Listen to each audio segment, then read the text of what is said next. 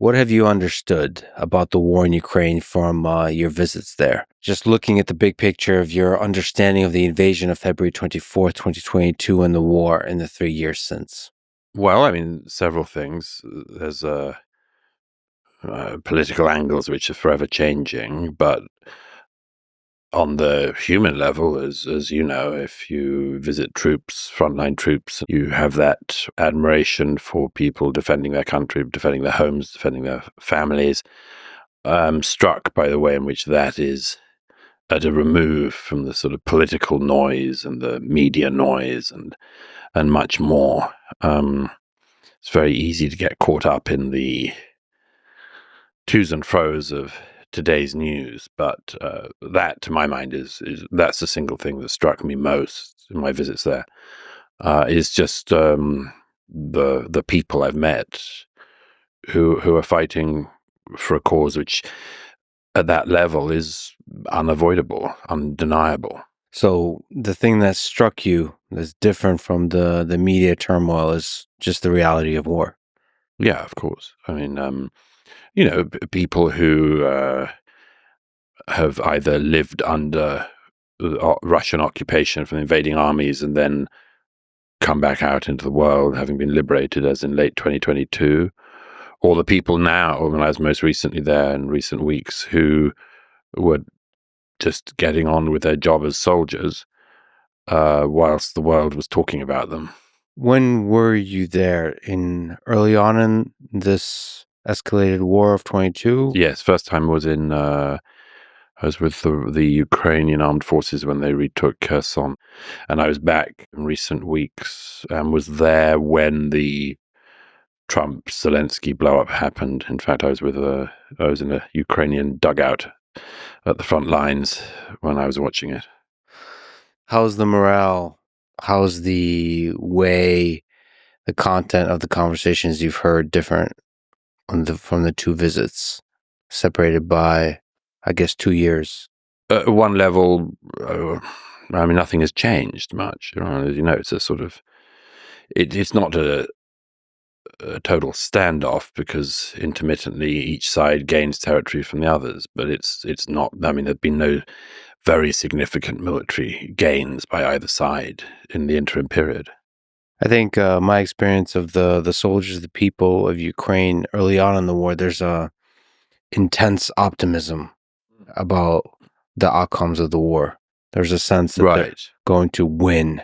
Yeah. And the definition of what win means was like all the territory is going to be won back. Yeah, I certainly on the front lines facing Crimea became quite familiar with people who thought that the Ukrainians in late 2022 would even be able to get Crimea back, and that struck me even at the time. And I said I thought that was an overreach. And now I think the people, the soldiers, at least in my experience when I visited the second time, are more exhausted.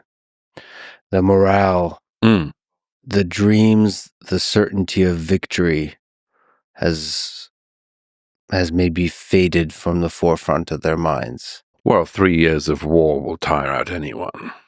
What did you think of the blow-up between Zelensky and Trump as you're sitting there in the dugout? Well, it was a very disturbing place to watch it from. Perhaps anywhere would have been. And I mean, obviously, it was a meeting that shouldn't have happened. It was far too early. Why do you think so?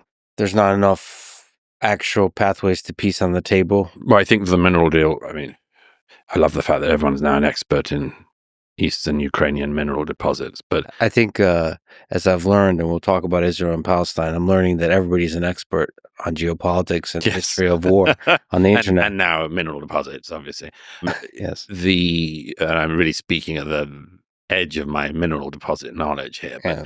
no, I mean, from what I could see, the deal that the American administration was trying to get the Ukrainian government to sign was sort of too early, too forced. The Ukrainians were ready to sign a deal, but were obviously under intense pressure.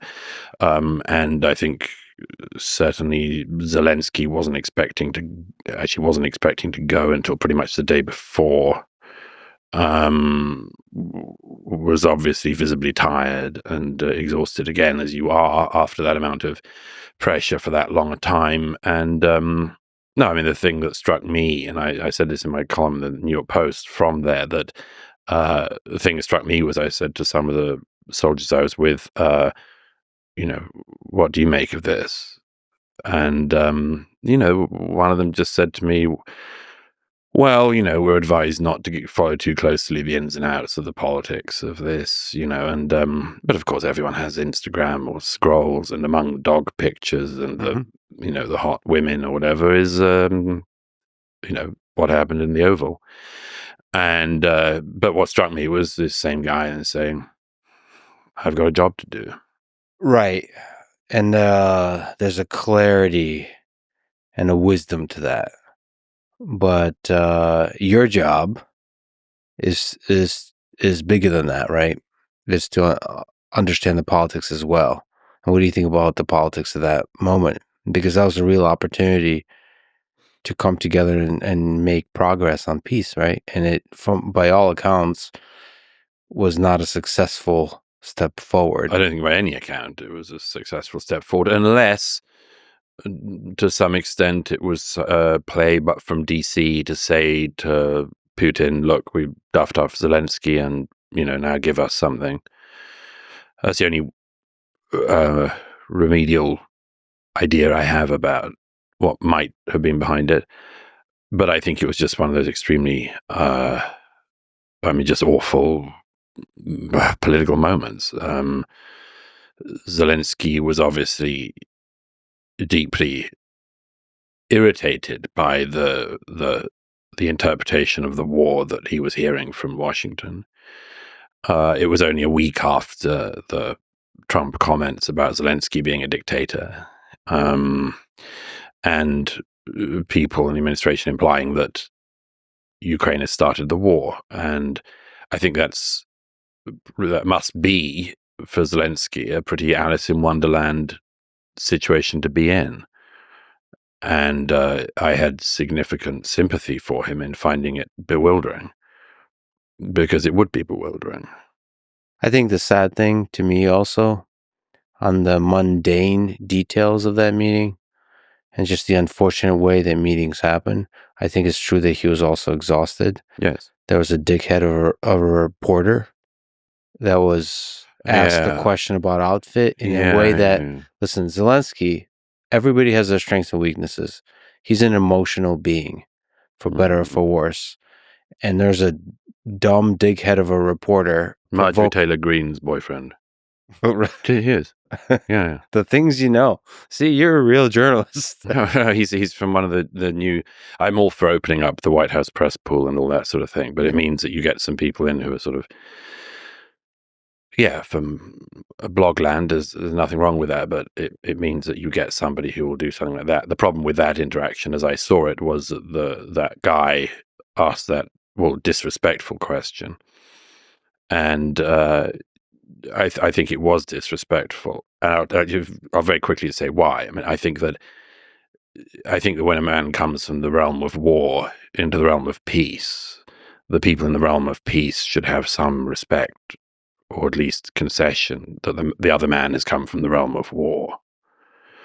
And that if you're sitting in a political environment where you talk about people being destroyed and decimated and defenestrated and much more to a man for whom none of that is metaphorical, I think that's extremely hard to accept. And I think that probably also at that moment there was a sort of sense of, Zelensky is being disrespected by being asked about what he's wearing. When, as everyone knows, Churchill during World War II used to wear his fatigues on foreign visits. And it's sort of just that, it's to remind people that you're coming from the realm of war. And I think that probably in that moment, one of the things that would have been going through his head would be, but I mean, if if this was Putin sitting here being assaulted by a journalist, you'd hope your host stepped in and defended you. I mean, if let me try this one out. I mean, if a journalist in the Oval Office, if Putin was sitting there, or a putative journalist said to Putin, everyone knows you've had a lot of facial work done, and word is that you've used the same guy that Berlusconi used to use. Can you comment on that? You'd say, well, that's a kind of disrespectful question for journalists to ask, and it's a little bit off what needs to be gone over. And it's the same thing with Zelensky with the outfit. I think it was just petty and threw things off in a bad way. Yeah, and it was poorly researched because I think Zelensky was explained this like 3 years ago at the beginning of the war, why he wears what he wears, and he's been consistent wearing the same It's thing. also, by the way, it's an example of the frivolity of a lot of the attempts to understand what's going on. I mean, my view is that since actually most people, in fact everybody, cannot be an expert on everything, one of the things that we always do is to seize on minor and really quite unimportant things. I mean, every side does it. Look at the way in which the American right for years talked about the Churchill bust leaving the White House Oval Office in the Obama years. I didn't want to hear another darn thing about the Churchill bust after 8 years, because it was in lieu of trying to understand and actually critique Obama's foreign policy. It was just an easy shorthand. I think it's the same. We're always tempted to that. But the thing is, I think you mentioned Putin. I think Putin would have been able to respond himself to that journalist effectively, and he would have done it in Russian. Oh yeah, the language thing was. Yeah, so I wanted to sort of lay out several just unfortunate things that happen in these situations. And I think it happens in all peace negotiations, and it's funny how history can turn in moments like this. I do think there's a dickhead reporter, combined with the fact that with all due respect, but Zelensky's English sometimes is not very good. Yes, and apart from anything else, if he had agreed to have not done it in English, he would have bought himself the extra seconds in some of his replies that he needed. Yeah. Yeah, and have the wit. The guy is funny, witty, intelligent. He could do that in the native language of whether it's Ukrainian or Russian to be able to respond and get the interpreter. So all of that is really unfortunate, because I think on those little moments, it's a dance, and there's an opportunity there. The Republicans, the right wing in the United States, have a general kind of skepticism of Zelensky, Yeah. but that doesn't mean it has to be that way. It can turn, it can change, it can evolve. It's very interesting why it has happened. Why do you think it's happened? The politics in the United States is so dumb that at the very beginning, it could just be reduced to, well, the left went Putin bad, Zelensky good, rah, rah, Ukrainian flags. Therefore, the right must go the opposite. Yeah, It sometimes is literally as dumb as that. Let's each pick a side and call the other just dumb. I had a line I used recently, which the necessity of people who live too long online to try to wade their way out of the memes. It is so like that, isn't it? Because yes, I mean, I can understand the people who find it very irritating that so many people who would put BLM flags or pride flags or trans flags in their bio then put Ukrainian flags in their bio, despite almost certainly not knowing where Ukraine was. And if that happens, the inevitable instinct of a lot of people who aren't really thinking is to say, that's really annoying. These people are really annoying. I'll sock it to them. But that's where you've got to try to rise above that and say, actually, funnily enough, the fate of a country doesn't depend on my tolerance for memes online today. Yeah, so I think the memes can be broken through in meetings like the one that happened between Zelensky and Trump. There could have been real camaraderie. I've seen the skill of that just recently, having researched deeply and interacted with Narendra Modi. Here's somebody who has the skill of, for his country, for his situation, being able to somehow be friends with Putin and friends with Zelensky and friends with Trump and friends with Biden and friends with Obama. That's very skillful. And that, while still being strong for his country and like Mhm. fundamentally a nationalist figure Mhm. who's like, very not globalist, not anything but pro India, India first, nation first. In fact, nation first with a very specific idea what that nation represents. Sure.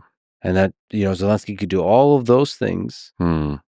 but have the skill of navigating the Trump room, because every single leader has their own peculiar quirks that need to be navigated. Yes, the obvious one, I mean, I don't want to make it sound like it was all Zelensky's fault, but I mean, the obvious one was at the beginning of the meeting to say yet again, as he has done for 3 years, thank you to America and the American people and American politicians from across the aisle for your support for my country in its hour of need. We're deeply grateful. And because he, for once, forgot to say that. I think it's not that simple. I think It's not that simple. It's one reason. I think saying thank you, he didn't need to say thank you. There Well, is just that was why that was what Vance leapt in on. he's just picking a thing to leap on. There's a whole energy. You have to acknowledge in your way of being that you have been very Biden buddy with the left for the last 4 years. There's ways to fix that. Listen, these people are complicated narcissists, all of them, Biden, Trump. You have to navigate the complexity of that. And you basically have to say a kind word to Trump, which is like showing there's many ways of doing that, but one of them is saying, feeding the ego by acknowledging that he is one of the world's greatest negotiators, right? I'm glad we're able to come to the table and negotiate together because I believe you are the great negotiator, mediator that can actually bring a successful resolution to, like, as opposed to have an energy of like, it should be obvious to everybody that Ukraine are the good guys and Russia is the bad guys. There's this whole energy of entitlement that he brought. He forgot that there's a new guy. You gotta like convince the new guy that this global mission that this nation is on, this war that is in many ways the West versus the East, that there's ideals, there's whole histories here, that this is a war worth winning. You have to convince them, right? Yeah, no, sure. And he obviously failed on that occasion. But as I say, it must be bewildering to have landed in a place where people were seriously talking about Ukraine starting the war, Right. and Zelensky, not Putin, being the dictator. I did the front page of the New York Post the day after the president's comments on that, saying that the big picture of Putin, just saying, right, this is a dictator. And I think that people can be lithe enough to be able to recognize that you can make criticisms of Zelensky or the Ukrainians, but it doesn't mean you have to fall full Putin. And again, unfortunately, a lot of people in our time don't have that capability. Can we go right into it? What is your strongest criticism of Putin? He's a dictator who's very bloody, as repressive as you can be of political opposition, internal opposition. He's kleptomaniac of his country's resources, has enriched himself as much as he could, as he has with the cronies around him. He's not just acted to destroy internal opposition in Russia, but has gone to other countries, including my own country of birth, and killed people on our soil, using, as it happens, weapons of mass destruction. The use of polonium in the center of London, not good. The use of incredibly dangerous nerve agents that could kill tens of thousands of people in a charming cathedral city like Salisbury, not good. If the sort of apologists of Putin would say, well, he's just a sort of tough man who's looking after his house business, it's like, well, I don't think, even if you think he has the right to do that he should be doing it in third countries, deliberately using weapons that are meant to show that you could take out tens of thousands of British citizens. Yeah, I mean, that's just for starters. What do you make for, do you think he's actually popularly elected? No. Do you think the results of the elections are fraudulent? Yes. I mean, Do you think it's possible that it's just that the opposition has been eliminated and he's legitimately popularly elected? It definitely helps a chap if he's killed all of his opponents. Something about using the term chap in that context is just marvelous. But I know. I mean, seriously, if people are worried about, this is another of the sort of slightly Alice in Wonderland things recently about Zelensky, as people are saying, why hasn't he's a dictator because he hasn't held elections during a total war of self-defense, and it's like, well, if you're really, really passionate about free and fair elections in that neck of the woods, you'd at least notice that Russian elections are not free and fair in any meaningful sense. But this doesn't mean that you have to say that, therefore, they should have Western-style elections and freedom, that Russia is ready to go and become a Western liberal democracy. It doesn't mean any of that at all. It's just at least note that this is what Putin is. What do you think is the motivation for his invasion of Ukraine in 22? It's what he's said for years, which is basically the reconstitution of the Soviet Union. Do you think there's empire-building components to that motivation? I would trust most my friends in Eastern Central Europe who certainly do think that. There's a reason why the Baltic countries are the countries that are spending highest in percentage of GDP on defense, and it's because they're very worried. I don't think they're faking it. I don't think they're faking it for me or for anyone else. I think the Lithuanians, the Latvians, the Estonians, and others are genuinely worried for the first time in some decades. Do you think there's a possibility that the war continues indefinitely? Even if there's a ceasefire and the peace reached, the war will resume. Yes. And he will seek expansion even beyond Ukraine? Yes. And the most obvious thing is that if Trump manages to negotiate a ceasefire, it'll be a temporary pause. And whoever comes in as president after Trump, Putin will use the opportunity to advance again. Yes. Again, one of the things that I have heard from parts of the American right and others is that all he wants is Ukraine. That's all he wants. And that he has no history or of rhetoric or actions that suggest anything else. And again, it's one of the reasons why it's useful traveling to places and seeing things with your own eyes, because I very much remember being in the country of Georgia after Putin tried to invade in 2008. So I just, again, people don't have to be the greatest supporters of the Ukrainian cause just to recognize that it doesn't seem to be the case that Ukraine is the only thing in Putin's vision. Do you see value and maybe depth and power to the realist perspective of all this? Somebody like John Mearsheimer's formulation of all this, that in these invasions of Georgia, of Ukraine, it's using military power to expand the sphere of influence in the region in a cold calculation of geopolitics. It's interesting. One of the fascinating things about the last few years is there's been an act of sort of necromancy of certain figures who were totally debunked in the area of Ukraine, Mearsheimer, and in the case of Israel, people like Finkelstein. And it's been interesting because these are people that one hadn't heard of for some years because they were not listened to usually for good reason. But by the way, first of all, I'm very skeptical of the term realist in foreign policy because most people, to some extent, will say that they are a realist in foreign policy. Very few people are surrealists in foreign policy. Very few people are unrealists. I would like to meet them. A surrealist foreign policy analyst. We did mention Alice in Wonderland, so yeah, I mean, maybe we should introduce the term. But I mean, if you want to look gimlet-eyed out across the world, you're a realist.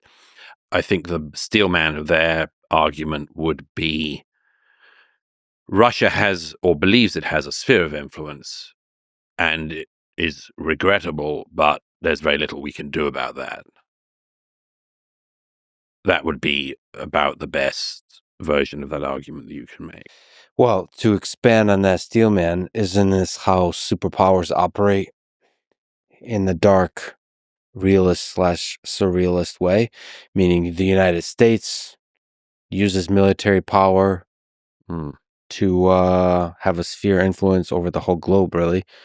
China appears to be willing to use military power to expand its sphere of influence. And political power, yeah, more importantly in the case of China. Political power. Non-kinetic warfare to take over areas, Hong Kong being the obvious one. But behind that, isn't there always a kinetic threat? Oh, yeah, of course, yeah. I mean, you disappear some booksellers and students who are protesting, of course. But to go back to this, yeah, of course. Okay, countries believe they have or would like to have spheres of influence. I do think at some point that the so-called realists on that have to try to decide how much leeway that allows you to give to a fairly rapacious regime. And it's not. I mean, it's not the easiest calculation always to make. You have to work out whether or not, for instance, it is true that if Putin had managed to go all the way to Kiev in the first weeks of the war in 22, he would have gone straight on to other places. And, maybe he would have done, maybe he would have taken his time, maybe he wouldn't have done. And this is a very fine calculation that changes every week, let alone every year. My friends in Georgia, I thought, were wildly off the mark when they were believing that after 2008 they could get, for instance, either NATO membership or EU membership, and I thought that was completely unlikely, and I still think it's unlikely and almost certainly undesirable for Europe and for NATO, because you've got to be very careful and obviously this is one of the issues with Ukraine and has been since the 90s is, are you going to set up a tripwire to start World War III? And that's not a small thing to consider. So what do you think the peace deal might look like? And what does the path to peace look like in Ukraine in the coming weeks and months? I'd have thought it would be, regrettably, the Ukrainians ceding some territory in the east. And then making sure they rearm during whatever peace period comes afterwards. And probably all 4 territories of Donetsk, Luhansk, Zaporizhzhia, Kherson. You couldn't lay any of that out because it has to be negotiated on. But I mean, I think the ease with which non-Ukrainians are currently speaking about the Ukrainians ceding territory is concerning, because these territories include hundreds of thousands of Ukrainian citizens who do not want to live under Putin's rule, and people who have families in the rest of Ukraine and much more. And I recently interviewed children who had managed to get out of the Russian occupied areas, and it's brutal for a Ukrainian to be growing up in that territory. So when people say, well, obviously, Donetsk has to be given to Putin, I think that is not as easy a thing if you're in Ukraine as it is if you're sitting in New York, say. And by the way, I think that on the issue of, there is a school of thought that obviously President Trump to some extent was floating in recent weeks, which is that if a deal is done, a business deal in relation to minerals or anything else, you get a kind of buffer zone of American businesses and investment, and therefore American business people in the region, which would effectively warn Putin not to invade. I don't follow that idea, because not least there were Americans in the regions that were invaded in 22 and they left fast.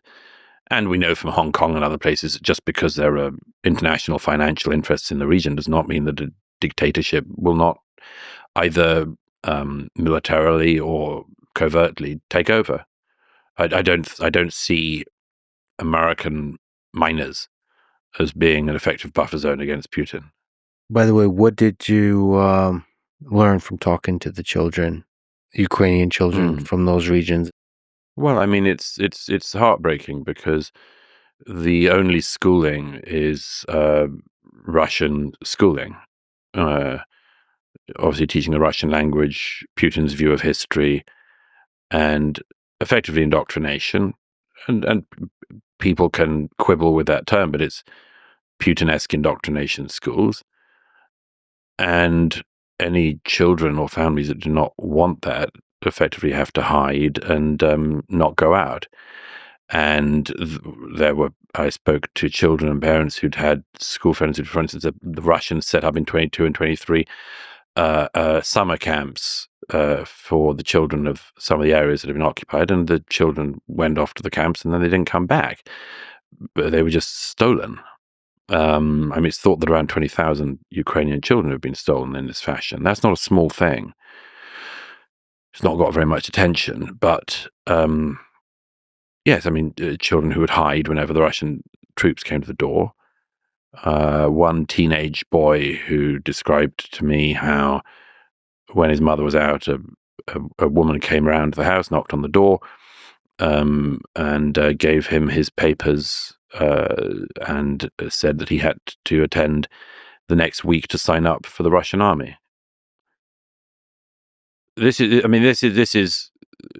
not good, and that's obviously what life is like for thousands of people behind the Russian lines in Ukraine. I just have it in mind when people say things like, well, obviously these regions have to be handed over. It's not. It's very, very hard if you're Ukrainian to concede to that. Yeah, and even if they are as part of the negotiation and handed over, I think it'll probably be generations or never that could be accepted by Ukrainian people. Absolutely, and I would have thought never. What do we know about this kidnapping of children? The stories of the thousands of children that the Russian forces kidnapped. Some of them were in orphanages in eastern Ukraine, not all by any means, but some were. And it's a very complicated story, actually, because many children were taken from their families. Many the Russians said, well, look at these Ukrainians, they don't even look after their children, therefore we will look after them. And I was recently, when I was there, looking into this story because it's a very interesting question as to why it hasn't had more attention. One thinks of, for instance, the abduction of the Chibok schoolgirls some 12 years ago now in northern Nigeria, and the appalling abduction of 300 girls by Boko Haram completely gained the world's attention. And I was very interested into why the Ukrainian children who'd been taken by the Russians had not gained similar attention. There's a slight similarity with the war in Israel, which I'm sure we'll come on to. But I do think that one reason is that they were effectively hostages, and the Ukrainians knew. This is my estimation of the terrain on it, is that the Ukrainians knew that if they made a great deal about this, or as it were, more than they did, that the children would effectively be the most effective bargaining chip. And I do think there's considerable truth in that, because if you look at, for instance, the way in which pressure has been put on the Israeli government by the Israeli population about the kidnapped Israelis, you'll see that it's a pretty effective tactic for any totalitarian regime or terrorist group to operate in a way that means that the population of the country you're attacking pressure their government to do something in terms of concession. It's a very effective tool. And I think that story was partly played down, not just outside of Ukraine, but also within Ukraine, partly for that reason. As a truth seeker, as a journalist, how do you operate in that world where, at least to me, it's obvious that there's just a flood of propaganda on both sides? Now, of course, when you go there and directly experience it and talk to people, but those people are still also swimming in the propaganda. So unless you witness stuff directly, sometimes it's hard to know. Like I speak to Yes, people on the Russian side, and they're clearly, first of all, hilariously enough, they almost always say there's no propaganda in Russia, of course. which makes me realize, I mean, You can be completely lied to. Maybe I am in the United States as well, and just be unaware. Maybe Earth is run by aliens. Maybe the Earth is flat. So I don't know. Maybe you've taken mushrooms. I have before this, and I finally see the truth. And it's you that are deluded, Douglas. Okay, but back to our round Earth discussion, round Earth shills that we are. How do you know what is true? You can tell it when the bare facts become not true. Like, you can tell it when somebody is willing to claim that everything caused the invasion of 2022 except for Vladimir Putin invading Ukraine. Yeah, there's a hilarious thing that happens, and I think you've actually speak about this, that people are generally just much more willing to criticize the democratically elected leader. Always. So the interesting thing that happens is these wise sages that do the narratives of like NATO started the war, right? Which there is some interesting geopolitical depth and truth to that, like that NATO expansion created a complicated geopolitical context, whatever. For sure. But they forget to say like other parts of that story. Well, yes, of course. I mean, of course, to some extent, it's rather, there's the most irritating type of question asker at any event is the person who says, "I was disappointed that in your 30-minute talk you didn't address X." Yeah. And I tend to say, well, looking forward to coming to your next talk where in 30 minutes you'll cover everything that could possibly be covered. There's always stuff that's going to be left on the sides. There's always going to be stuff that's left unaddressed. There's always going to be other angles. There's always going to be somebody else who has this interesting perspective, and you can't cover it. Nevertheless, if you cover everything other than the central things, then it's suspicious. Many years ago, I was at a debate in London, and there was a debate about the origins of World War II, and Pat Buchanan, talking of necromancy, was one of the speakers. And Andrew Roberts, historian, was one of the people on the other side. And at one point, they got so completely stuck into issues of iron ore mining in Poland in the mid, something like this. And the moderator, I remember, it was just a melee. And the moderator turns to Andrew Roberts and says, "Andrew Roberts, why did World War II begin?" And he says, "World War II began because Hitler invaded Poland." And it was a magnificent moment because everything had been a mush. They were just so lost in all the intricate and clever and interesting things that you can talk about the origins of a war, that you forget to mention the thing that's most important. And certainly my experience as a journalist and writer is that one of the reasons why you need to go and see things with your own eyes is because people are certain to tell you that what you've seen with your own eyes didn't happen or hasn't happened. And it helps to steel you for that moment. It's a gradual thing that happens where the obvious thing starts being taken for granted and people stop saying it because it's like the boring thing to say at a party. And then all of a sudden, over time, you just almost start questioning whether like the obvious thing is even true. I don't know how that happens in human psychology. Yeah, I think it does. I think it does. I've observed it in a lot of different places, which is the important thing is the only thing you do forget. Everything else is what you remember. And some of us are, for some reason, wired in a way where we try not to forget the important thing. Remember the obvious thing, yeah. Yes.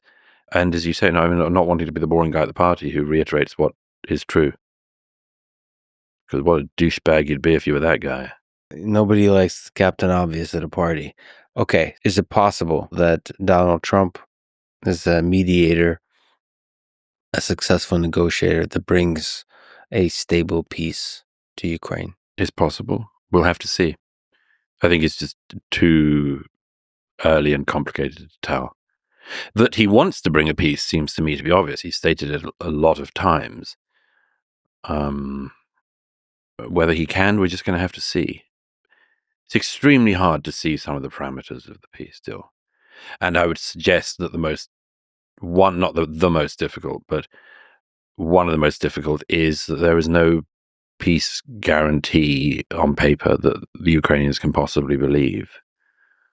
It doesn't matter, because we in the West, some of the countries in the West have said it before, that we'd secure their peace, and we haven't. And so, what other than NATO membership, which is not possible in my view, what other than NATO membership would reassure the Ukrainians that they are going to have their borders secured and the peace of Ukraine secured?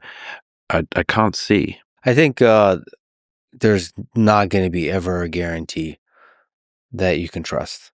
I think the way you have a guarantee, implicit guarantees, by having military and economic partnerships with as many partners as possible.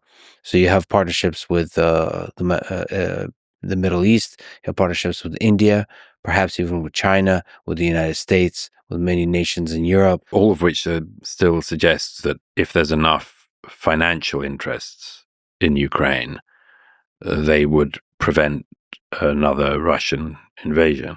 There would be financial pressure. Yeah, there would be,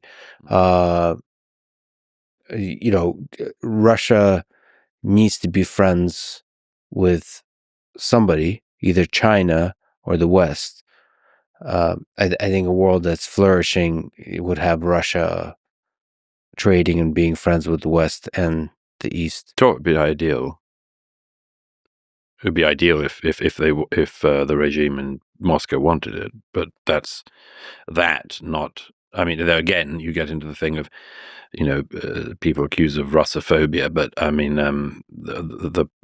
I do believe that after the fall of the wall, Russia was ill-treated by the West, not treated with some of the courtesy that it required. I do think that, and at the same time, that doesn't justify the actions of Russia in the last 20 years. Right, but let's descend from the surrealist to the realist. It's very possible for Russia to be on the verge of military invasion of these nations, and that being wrong, while also not doing it because they're afraid to hurt the partnerships with the West and with China. It's possible, but the alliance they formed, with this sort of rogue alliance with China to a considerable extent, North Korea, not useful, and Iran, is something they seem to find bearable. It's not a very good alliance in most people's analysis, but it's an alliance. It's bearable, but I don't think, maybe you disagree with this, I don't think the Russian people or even Putin wants to be isolated from the West. I think it wants to be friends with the West and with the East and with everybody. He just also wants Ukraine, right? And there's, how does the Rolling Stones song go? Which one? Not the Satisfaction one. Sympathy with the Devil? That's the one. You got me on that one. No, like there's interests, whether it's expanding the sphere of influence, that's one thing on the table, but that can be put aside if you want to maintain the partnerships with these nations. And if Ukraine has strong economic partnerships with those nations, then that prevents Russia from invading. I think the premise is one that I've seen before. There was a famous, what was his name? Norman Angell. He wrote this book, which was a fantastic bestseller in his day, where he believed that Europe would be in a period of endless Kantian peace because the prospect of European powers going to war was so economically unviable. The book was reissued after World War I, and I never got the second edition, but I assume it was significantly rewritten. That's a very kind of cynical take, that just because the book is wrong. I'm not saying just the book is wrong. I'm saying that the idea that cooperation on an economic and other levels is any significant preventative device to madness breaking out is not something I see. could deter some people. Right. It could deter some very, very rational, economically driven actors, but it fails to take into account all of the other things that motivate people to go to war and to invade and to go mad. Okay. Well, I would argue that in the 21st century, one of the reasons we have much fewer wars is because of the Bomb. much more so there's few tools here on the geopolitical stage. One of them is that we're just much more interconnected economically, globally interconnected, and that is always a present pressure on the world to keep peace. There's a lot of money to be made from peace. There's also a lot of money to be made from war. There's a lot of interest attention, and I'm just presenting one of the tools that a leader should be using. The alternative is what? Military force. That is an interesting one, sometimes a useful one, but unfortunately, it has its downsides also. And after 3 years of war and the hundreds of thousands dead, you have to start wondering, what are the options on the table? Right? I agree. I'm obviously for economic cooperation, but my only caveat is not to think that that is something which is of ultimate interest, or even at the top of the list of interests of despots, tyrants, extremists who want something else. Yeah. But can you read the mind of Vladimir Putin? No. A lot of the ideas I hear about peace is Putin bad, victory must be achieved, NATO membership required. Yeah, well, there's this kind of like, but what's the there? You have to come to the table to end the killing. That's one, and to have different ideas of how to have a non-zero chance of peace. So that the options are. It seems to me the only option. Not the only option, but the likeliest option is a lot of strong economic partnerships. There's, of course, other radical options. There's Russia joining NATO or something like this, or there's giving, flirting with World War III, essentially giving nukes to Ukraine or something like this. There's like crazy stuff, or a totally new military alliance with France and Britain and Germany and European nations and Ukraine, or some weird network of military power that threatens Russia in some way, or maybe some big breakthrough partnership between India, China, and Ukraine, something like this. Just some really out there ideas, and I think that's how the world that's how the world finds a balance and realigns itself in interesting ways. And no, it could be. I hope your idea is right.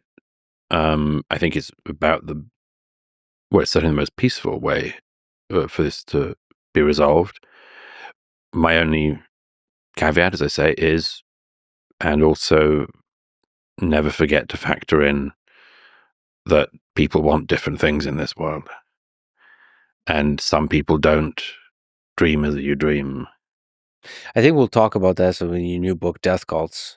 That one is an easier one for me to understand to the story that you're describing.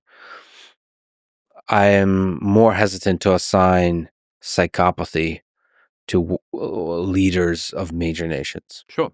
Yeah. I'm not by any means urging you to regard Vladimir Putin as a millenarian madman who cannot be in any way understood. I think he could be negotiated and reasoned with.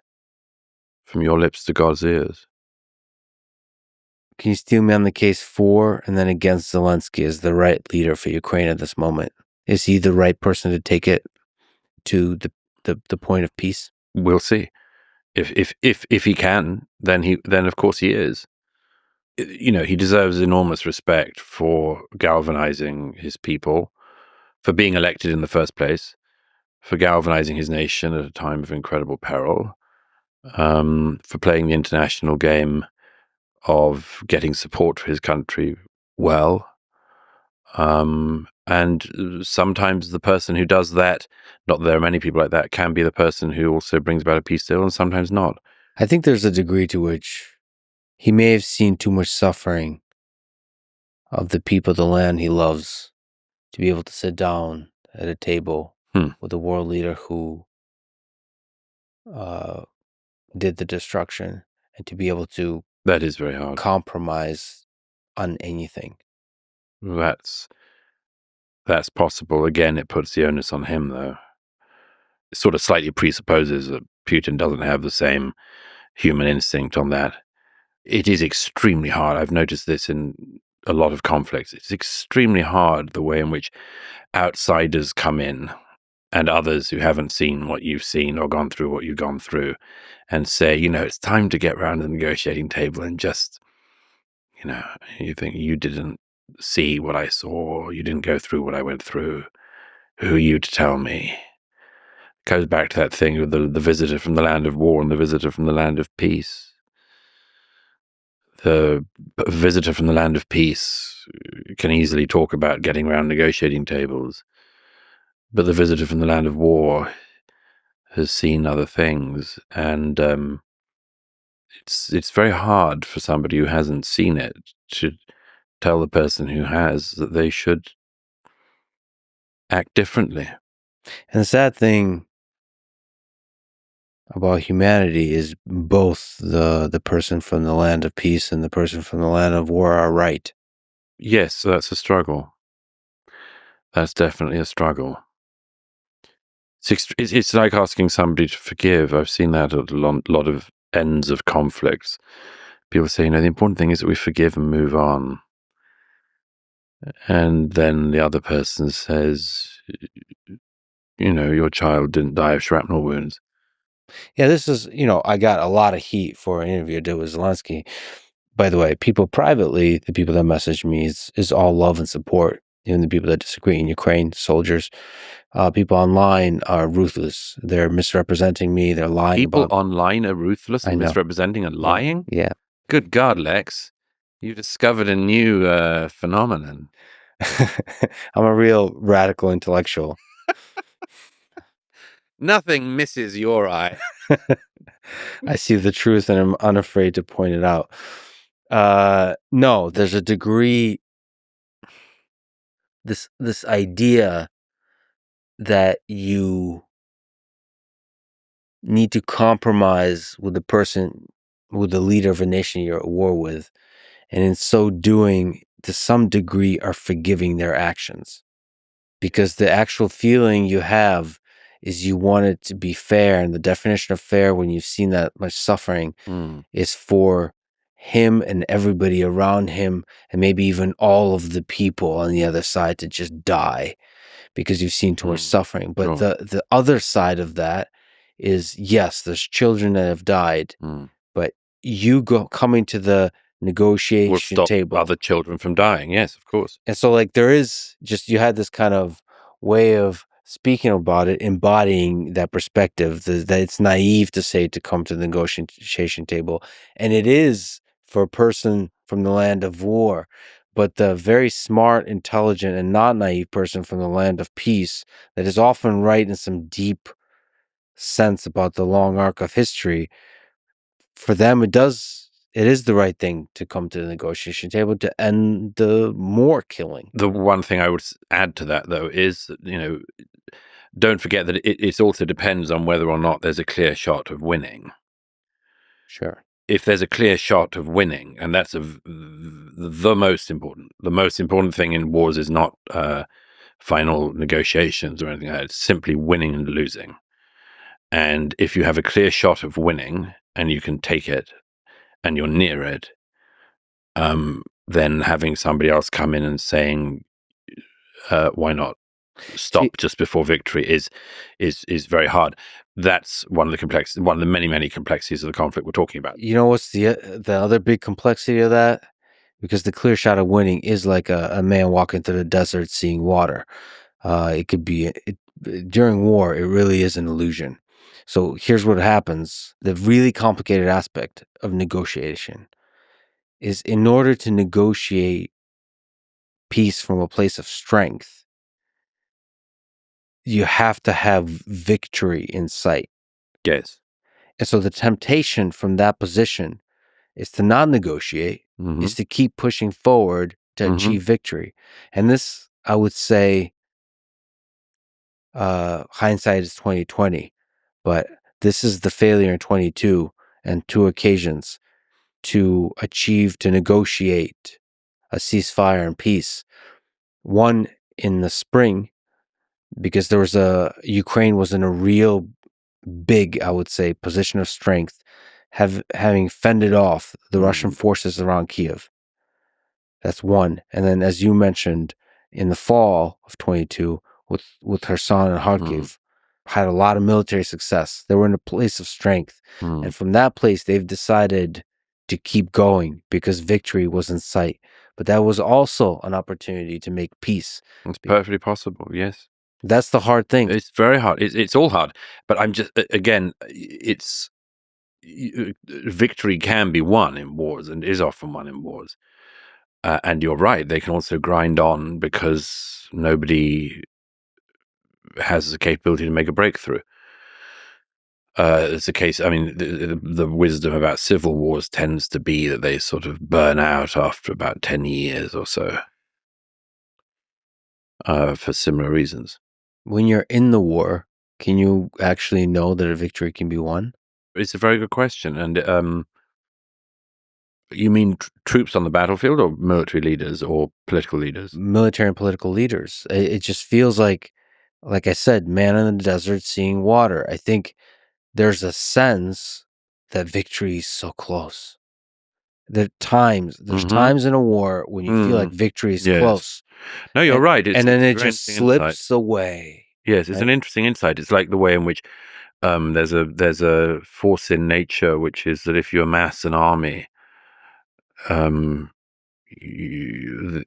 amassing it will pull you in to using it. Yeah. Extremely hard to amass an army somewhere and then say, let's go back. Yes, you're right. No, it's one of many, many interesting aspects to warfare. I think the sad thing about successful wars, at least in the modern day, is it takes a great military leader, which I would argue that Zelensky really unified Ukraine in this fight in the beginning of the war. Mm-hmm.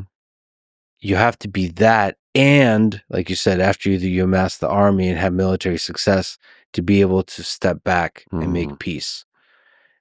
Those two just don't often go hand in hand, because again, as a wartime leader, especially one who has seen the suffering firsthand, walking away is tough, especially also combined with that, just the realities of war, where there is probably corruption, that there is things, once the war ends, there has to be investigations, because the war wasn't won. You might not turn out to be, when history looks at it, the good guy. And a leader always wants to be the good guy. So there's just all psychological complexities and you look at this whole picture, in the basic sense, if you want Ukraine to flourish, if you want humanity to flourish, you just ask the question, okay, so what is the thing I would like to see? There's so many historical analogies you can give, but just surely not rewarding Putin's actions in any way would be a good way to deter him and other dictators from trying to grab land in the future. So yeah, but this is nuanced, because it's very probably good to be the boring person at the party that says dictatorships are bad, democracies are good, many of the ideals of the West are good. Democracies are better. Yes. Yeah. That sounds like Animal Farm, but yes, 2 legs better. But yes, democracy is better. And invading countries is bad. But World War III is bad too. So after you say something is bad, what's the next step? Because military intervention in a lot of these conflicts. It'll be about deterrence. Yeah, but what's effective deterrence? That we're going to have to keep going over for a long time to come.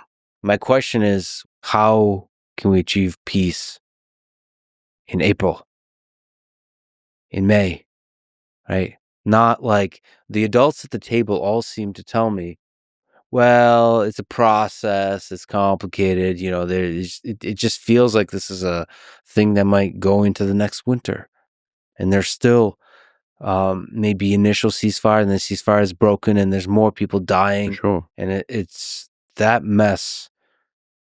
It seems like civility and politeness ignores the fact that people are dying every single day. I mean, of course, like we were almost everybody, not everybody, but almost everyone would like the killing to stop immediately. Of course. No, like I think that is the boring thing at the party. Yes, but they don't say it often enough. Not often. There has to be a frustration. Say it more. There has to be a frustration. I don't understand why Putin, Zelensky, and Trump can't just meet in a room together without signing anything. Leaders meeting and discussing, and like the human connection. There's so many layers of diplomats. It's the problem I have with the managerial class. They schedule meetings really well. Sure. They don't get shit done. And I would love it if people got shit done. So the soldiers get shit done. They're fighting the reality of the war. And then the leaders have the capacity to get shit done on the scale of nations and geopolitics. But like these diplomatic meetings and no, I agree. Look, I share your frustration about it. At the same time, I think I share your frustration because I've seen it all, a lot of it, in my own eyes. I mean, there was a battalion I was with the other week, and they were hit just after I left their base, and you wouldn't believe what a thermobaric bomb can do to the human body. And I share your frustration with that. At the same time, one of the things that happens if you are rushing is that you do, and I've seen this elsewhere, you will put pressure on the people you can pressurize, and you will not put enough pressure on the people you can't pressurize. And that is one of the worrying things that could happen with this. Simply, America can put extraordinary diplomatic, financial, intelligence, military pressure on Ukraine. And it can put significant pressure on Putin, but it's much easier to pressure Zelensky. And that's one of the many things that makes it harder, is that the temptation to rush for peace, accepting that peace is the most desirable thing, accepting the horrors of war, which, we can linger on, but you accepting all that.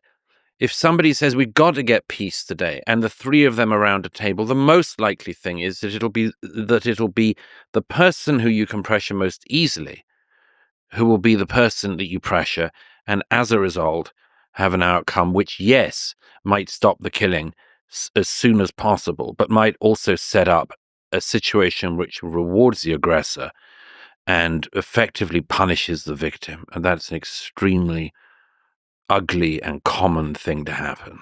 Yeah. And that's the other boring thing to say.